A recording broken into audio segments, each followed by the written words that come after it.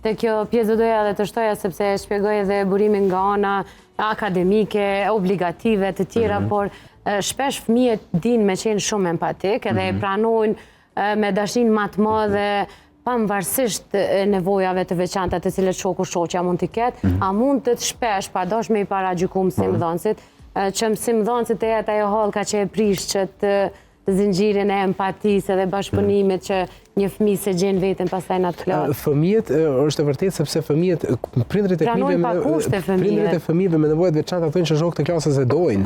Domethënë me nxespresin me shku. Mirë, po ky nuk po di, po ngrihet prej venjit, po i përqafon, po i pengon procesin, na po e kuptojmë që po pengon. Mirë, po mësuesja pastaj po bën ankesa me të cilat domethënë ekziston. Kjo mendoj që vjen si shkaz ndoshta i kusheve adekuate. Shpesh mësimdhënësit nga frika që nuk ka vlerësim adekuat fëmia.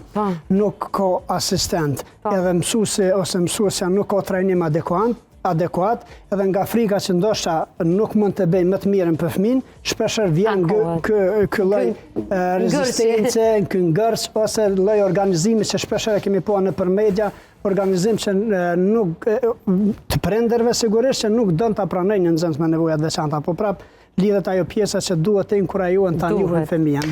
Kjo është absurd, kjo nuk bën as me dorë, kjo do të ndaluar me ligj. Asomone është nuk ka, është paradoksale.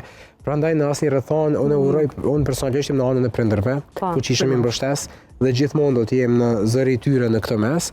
Prandaj, brenda gjitha kapaciteteve të mia do ta luftoj këtë fenomen deri në fund. Gjithmonë ju bëj thirrje ata që i kanë këto pakënaqësi le ta adresojnë sepse do të mundohemi mbështet maksimalisht të shohim, urojmë që këto diskutime të cilat kanë qenë të shpesh takove të fundit të adresohen tek adresa që mundet me neve me na bëj zgjidhje. Prindërve së pari, jo neve se ne kemi. Prindërve, mësimdhënësve, institucioneve shkollore deri tek Ministria e Arsimit sepse janë një zinxhir që dashte janë hallkë e ngjitme, dhe nëse na nuk e rregullojmë lart si sistem, me kriju kushtet, kapacitetet, edhe këto mund me ndodh, edhe me u fajsu ndoshta personi i fundit që ka mas pak këtij faj.